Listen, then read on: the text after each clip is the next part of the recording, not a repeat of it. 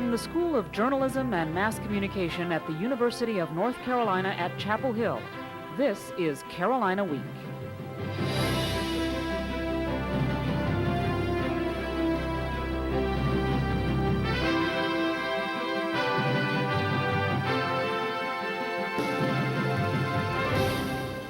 Good evening, I'm Tim Nelson. Thanks for joining us for the October 24th edition of Carolina Week. And I'm Brigida Mack. We're proud to be bringing you coverage of Carolina news and events.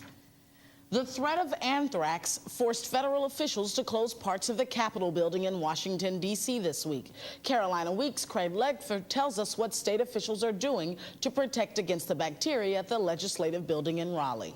Members of the General Assembly and staff at the North Carolina Legislative Building are on heightened alert.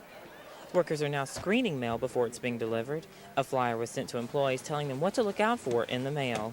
The Director of Administrative Services at the Legislative Building provided Carolina Week with this comment. We're asking our mailroom to be on alert for packages that look suspicious, such as mail addressed to people who no longer work here or mail with odd postmarks. But mail handling isn't the only area where they're tightening security here at the Legislative Building. Additional officers are now located at the entrances and throughout the building. Tuesday morning, an open meeting was held to discuss the now very real threat of anthrax. People who work in the building were told to report anything that may look or seem suspicious to the General Assembly police. Senator Ellie Kennard says she's confident with the increased security placed around the legislature. There would be no reason for a terrorist, other than just disrupting general life in the United States, to particularly target the legislature. Nothing has changed in what we do. As I say, it's just a presence, and whether that's effective or not, we'll find out. In Raleigh, I'm Craig Ledford, Carolina Week. The Legislative Building is still open to the public, and there have been no suspicious packages so far. While officials are tightening security at the state legislature, residents may be wondering what about their own security. Officials from the FBI and the Postal Service, various medical experts, and more than 60 members of the media gathered on the UNC campus Wednesday to address the concern about bioterrorism. Frank Perry is the special agent in charge of the FBI office in Raleigh, and he says the average citizen is at minimal risk. There are no known imminent threats here. So far as we know, we do not claim to have a crystal ball. We're trying our best to be reactive to the threats that have been reported and be proactive to the ones that may occur so far as we can. Here in Chapel Hill, most folks don't seem too worried about bioterrorism. Residents may be on heightened alert, but they're going on with their lives. I want to get all of that too. That too. Chapel Hill resident Judy Cook's Tuesday afternoon trip to the pharmacy was nothing out of the ordinary. I'm picking up a prescription and getting some Halloween candy. She says she's not letting the recent anthrax deaths affect her daily life. Well, I'm concerned. I don't like that it's happening, but I'm not frightened. Cook's take on the anthrax threat is similar to that shared by many here in Chapel Hill. Awareness, but not necessarily fear. Right now they're in the curious mode. What's it all about? Pharmacist Steve Gathy says people have been asking about Cipro, one of several antibiotics used to treat anthrax. And although he has stocked up on the drug, he hasn't had to fill many prescriptions. There has not been a run on Cipro here. The story is the same at University Mail Services at UNC Chapel Hill, where some 55,000 pieces of mail are handled daily, these days with extra caution. It's a little bit jittery now, because we never know where it's going to turn up. Mail clerk Mary Alston and several of her co-workers have been wearing rubber gloves at work since last week. But to this point, no masks and not much worry, despite the fact that anthrax spores have been delivered through the mail. To me, I'm just being alert and coming to work with joy. 12 people have come to UNC hospitals in recent weeks concerned that their flu-like symptoms might be anthrax. But none of the cases has been suspicious enough to even require testing. And Dr. Brent Myers says most people are just being careful. We haven't had anyone come in that has been completely panicked or in any way irresponsible about their concern.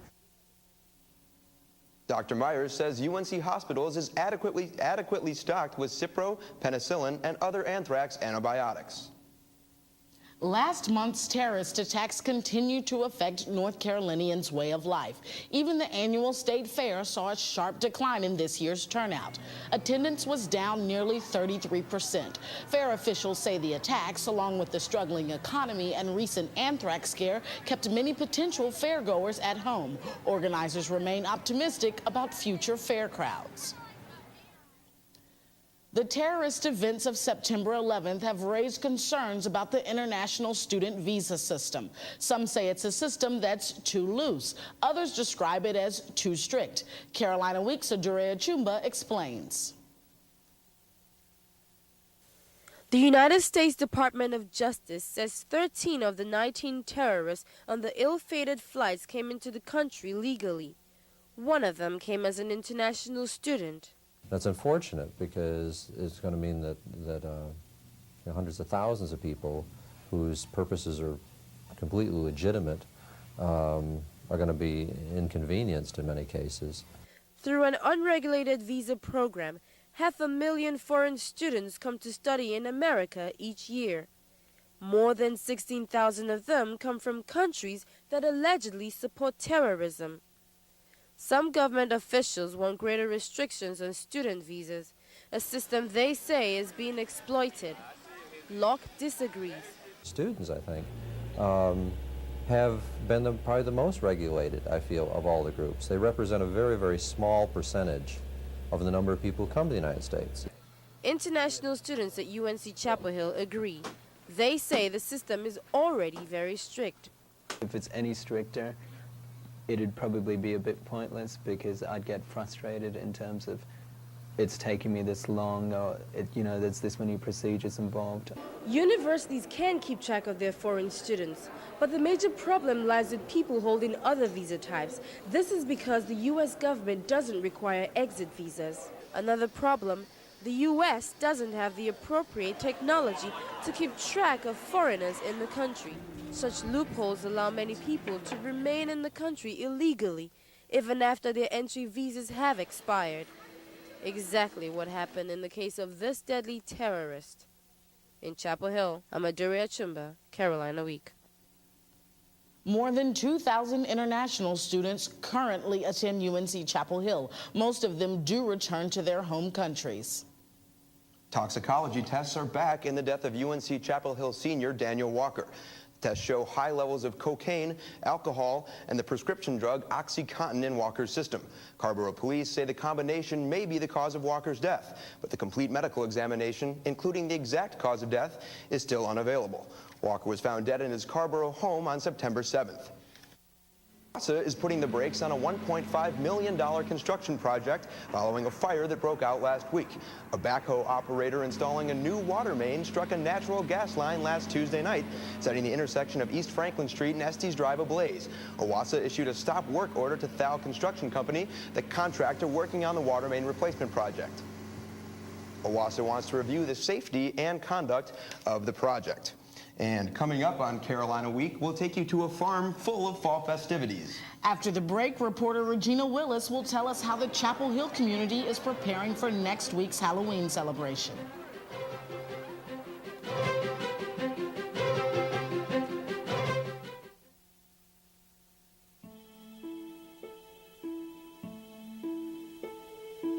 I'm principal of a new kind of public school. It's open up to 15 hours a day, year-round. It has loads of academic, cultural, and recreational activities.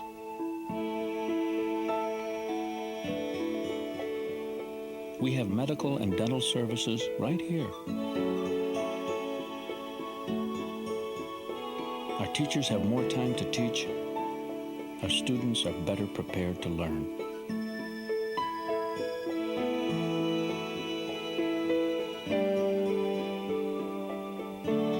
There's just one problem. We can't get the kids to go home. Find out how your public school can be more like this one. Call 1-877-LOVE-TO-LEARN. You can expect some changes for this year's Halloween celebration on Franklin Street in Chapel Hill. Police plan to search all bags and keep a closer eye on the crowd. Carolina Week's Regina Willis joins us now. Regina, what else may be different? Brigida, scenes like this may be a sign of the past. Police want to reduce the number of people that celebrate Halloween on Franklin Street. They say the cost, in more ways than one, is just too high. Halloween on Franklin Street. A more than 20-year Chapel Hill tradition that Police Chief Greg Jarvie says has gone too far. 10 years ago, there might have been 2,000 people up on Franklin Street, and everybody stayed on the sidewalk, and it was just a costume parade. And 10 years later, we're looking at 50,000 people. It's so crowded now that you can hardly walk. It's just too many people in that small an area. I think the more people, the better. This year, police are trying to cut the Halloween crowd in half. They're going to block all streets leading into Chapel Hill within a 1-mile radius of downtown Franklin Street. Chief Jarvie says they want to keep outsiders out. Unless they live in the area, or unless they work in the area, they're not going to be allowed to come into town, and unless they walk. But some students say they enjoy the crowd. It was in the Guinness Book of World Records one year for like the largest street party or something. I think we should keep it that way personally. But You don't think it's too large? no, not at all. But having that crowd causes considerable traffic problems and carries a hefty price tag. Last year's celebration cost taxpayers $75,000. This year, Chief Jarvie says, it could cost more than $150,000. The biggest expense is bringing in more than 200 police officers from across the state to manage the crowd. We want this to happen on Halloween night, and we want it to be a local event. And we want the students who come downtown to feel safe and to enjoy themselves. Police also said that if students don't like large crowds, they can attend a non-alcoholic event in the Pitt and Student Union Halloween night. Thanks, Regina. In this week's Speak Out segment, we asked students if they thought blocking off roads near Franklin Street on Halloween would be effective.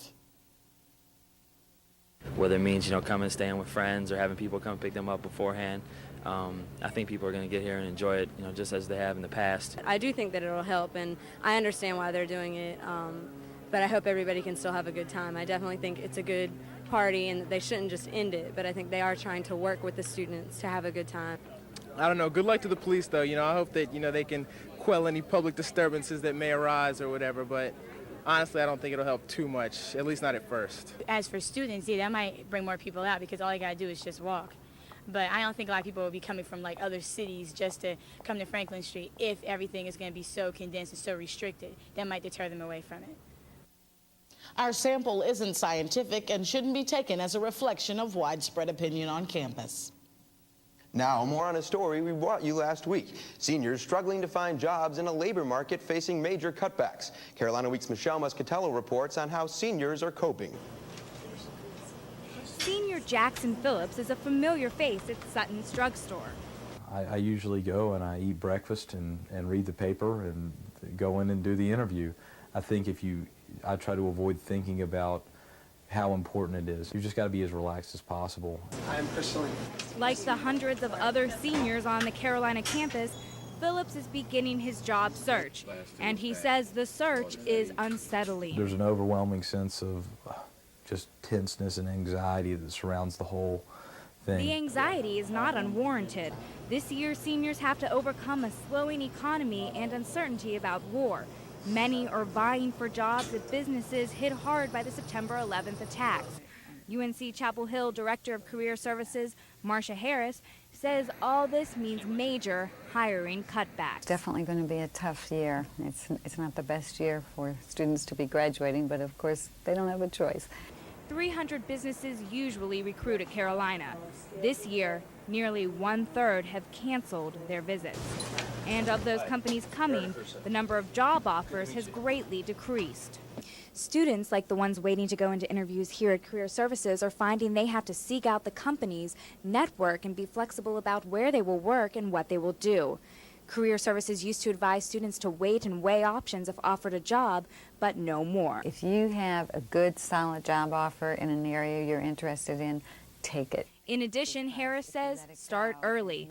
Senior Jackson Phillips is doing just that, plugging away, interviewing at a number of companies and trying to convince possible employers he's the one for the job. In Chapel Hill, Michelle Muscatello, Carolina Week.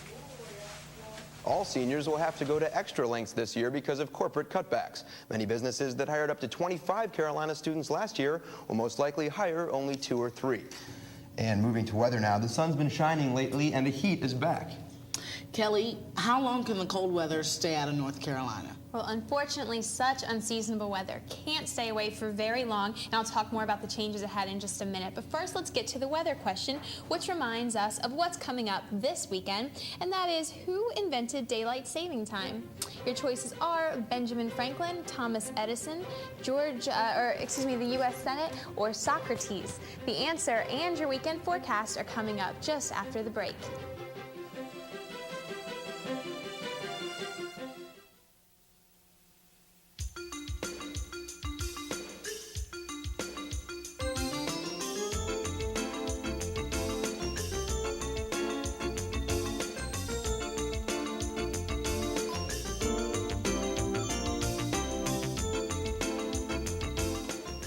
When you shop in Orange County, your money comes back to you.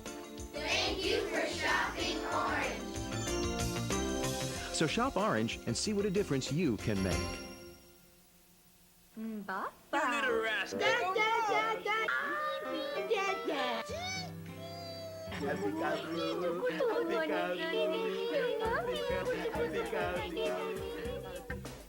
Scientists have proven that his brain will develop better when you read, sing, and talk to him in full sentences from the day he is born. What do you want, honey? Let him bring out the baby in you, but you need to bring out his mind. An early start. Now that's smart.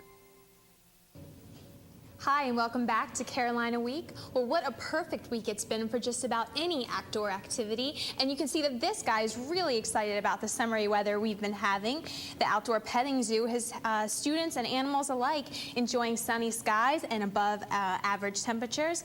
And while it may not feel like fall, it's certainly starting to look that way. The fall foliage is at its peak out in the mountains, and it's certainly nearing there here in the Piedmont. Over the next couple of weeks, we should be really seeing a lot of gorgeous leaves changing color around our area. Down at the coast, they're still getting into that patchy color change, but they too will start seeing more of a change in the weeks ahead. All right, well, something coming up this weekend that everybody needs to know about is, of course, the end of daylight saving time.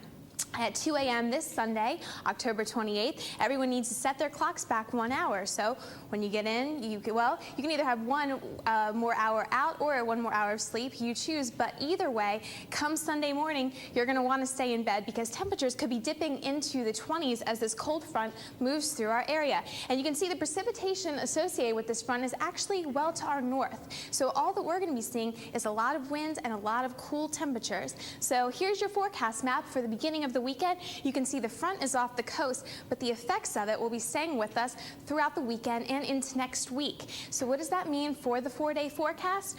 Well, on Friday, as the front starts to move through, we can expect a high of 61, which isn't so bad, but as we head into Saturday and Sunday, lows will be down around freezing, might even dip into the 20s, and come Monday, still a high of just 60 degrees, a low around 33.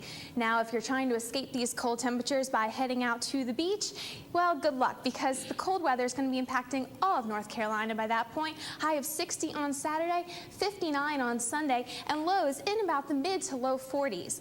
Now, if you want to brave the cold temperatures and head out to the mountains instead, high of 49 can be expected on Saturday and a high of just 54 degrees on Sunday. The good news is the sun will be out, and so if you did want to go see those gorgeous leaves out there, it's good weather to do that. But no matter what your plans are, make sure you change your clocks back on Saturday night, Sunday morning, whatever you want to do. And getting back to the weather question, do you know who first came up with that idea? Go ahead, Tim. Take a stab at it. How about Benjamin Franklin? That's right. Benjamin Franklin came up with it quite some time ago in 1784. Thanks, Kelly. Well, Tar Heel Athletics didn't have much of a fall break. But the football team did have Clemson's number this weekend. Well, the football team and the women's soccer team both had big wins against the Tigers, and we'll have the highlights. But first, as we go to break, the women's crew team had a successful trip to Boston, taking 14th overall and 9th amongst colleges in the prestigious Head of the Charles Regatta. Carolina Week returns after this.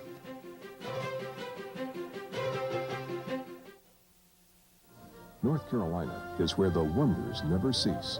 It's where visitors and residents alike can be touched by these things and always remember the embrace of clouds around a mountain peak, sparkling water forever in a hurry, a bridge less traveled, an enchanted wetland forest, and the place where the sun meets the sea.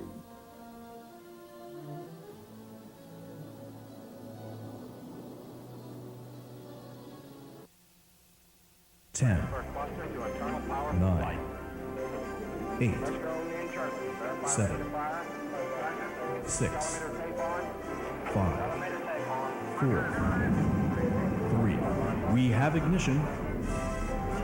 We have liftoff.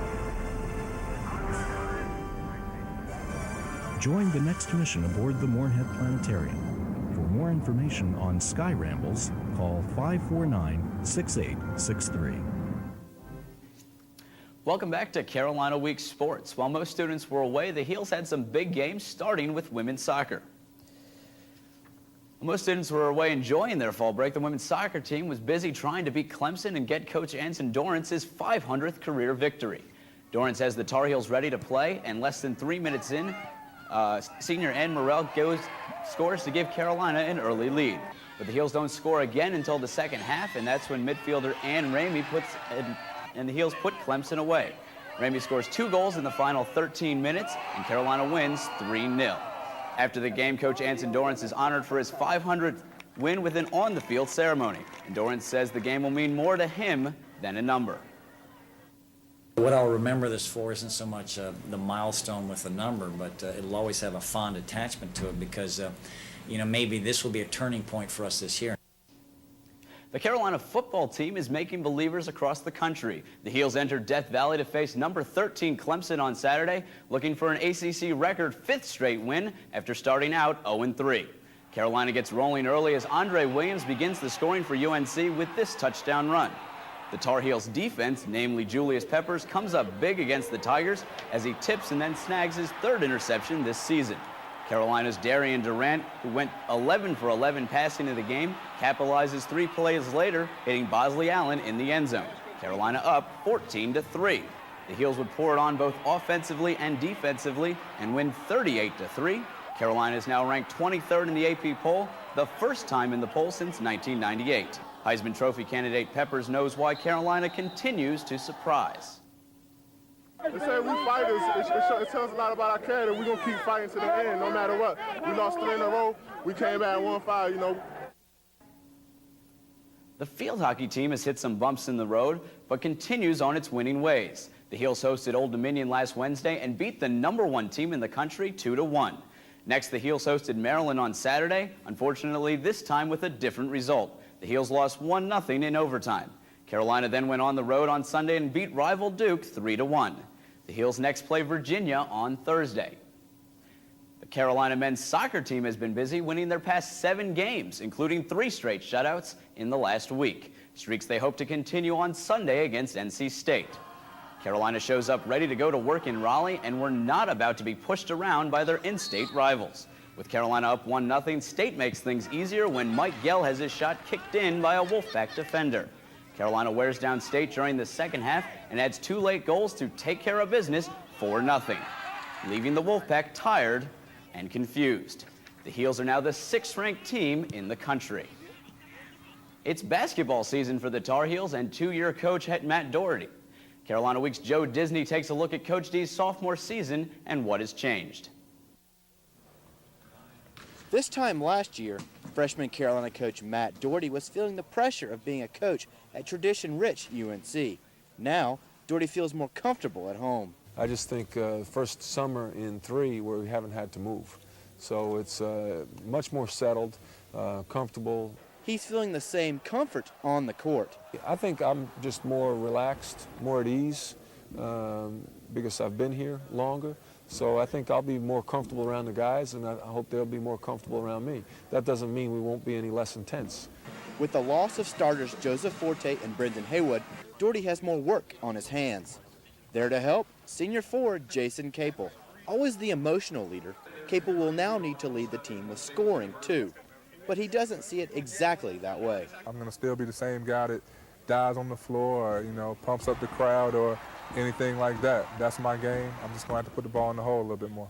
Capel also feels that any hints last season that the players and coaches were divided at some points in the season is history. Did we agree with everything that was going on last year? No. As a team, no. But, we had to adapt to the coaching changes. The coaches had to adapt to us. It was a growing process. That process will accompany the unusual situation of not being picked to finish in the top 3 in the ACC. Lots of changes will leave a lot to prove. In Chapel Hill, I'm Joe Disney, Carolina Week Sports. Now, if students want to go see the basketball team, the first ticket distribution is this Saturday, and you need to get bracelets at Kenan Stadium, and I believe you have tomorrow and Friday to do that. Okay, thanks, Ben. Well, carving pumpkins and taking hay rides are popular activities this time of year. Following the break, we'll take you to a farm in Durham where young and old alike are picking out their perfect pumpkins and traveling in style to find them.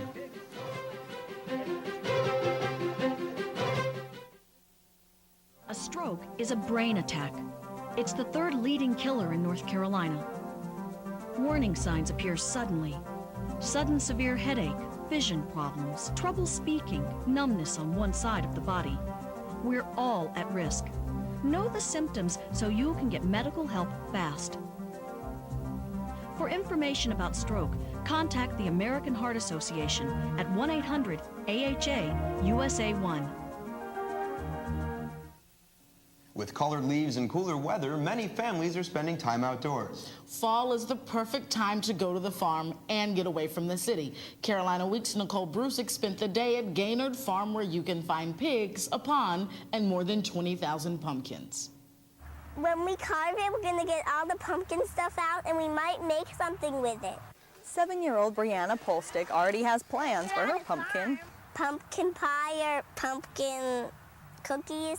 She picked her pumpkin right out of the patch at Gaynard Farm. People tumble off and go out all across the pumpkin fields and find their special pumpkin. A special pumpkin from a special place where the pace of life parallels an earlier time.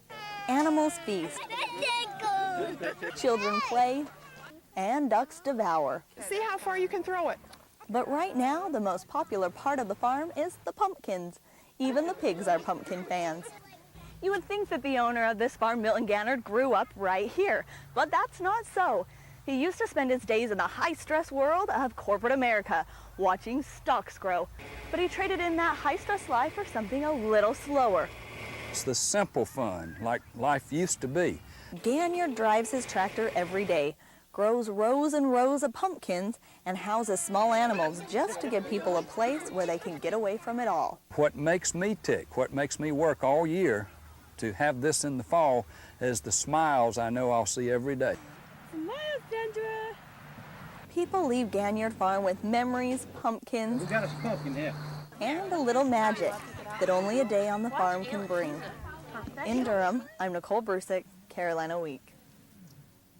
Gaynard Farm is moving to a new location. If you're interested in knowing where to find all the pumpkins next year, check out our website at www.carolinaweek.org. Thanks for watching. Please join us next week for another edition of Carolina Week. Until then, have a good night and a good week. If you have a story idea, contact Carolina Week at 843-8292. You can also visit us online at carolinaweek.org. If you have questions about this program, write Carolina Week at Campus Box 3365, UNCCH, Chapel Hill, North Carolina, 27599.